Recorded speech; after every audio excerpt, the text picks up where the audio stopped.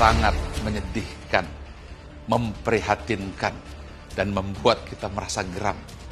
Bagaimana mungkin seorang anak yang usianya 19 tahun bisa tersenyum di depan kamera setelah membunuh ibunya sendiri dengan tusukan pisau di wajah dan leher ibunda yang melahirkannya.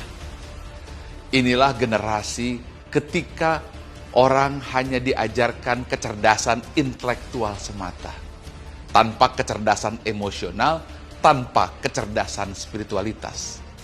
Kecerdasan emosional adalah kemampuan untuk merasa, what do I feel? Orang menyebutnya EQ atau emotional quotient. Dan itu tidak pernah diajarkan di bangku sekolah, apakah SD, SMP, SMA, atau bahkan sampai universitas. Apalagi kecerdasan spiritualitas.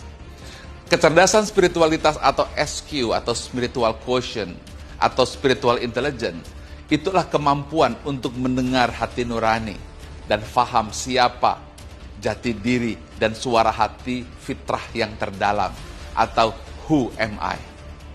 Kita terbiasa mengabaikan emosi, terbiasa mengabaikan hati nurani, sambil berkata bahwa emosi dan hati tidak berpikir, tapi ini yang berpikir. Dan inilah yang terjadi. Seorang anak membunuh ibunya, 151 kali tusukan, dan tersenyum di depan kamera. Mudah-mudahan ini pelajaran untuk kita semuanya. Bukan hanya di Indonesia, tetapi juga di Malaysia dan di seluruh dunia. Bahwa tidak cukup mengajarkan anak-anak kita, generasi kita, hanya IQ atau kecerdasan intelektual atau nilai akademik. Yang itu sudah jelas, hanya berperan 10 hingga 20% saja keberhasilan.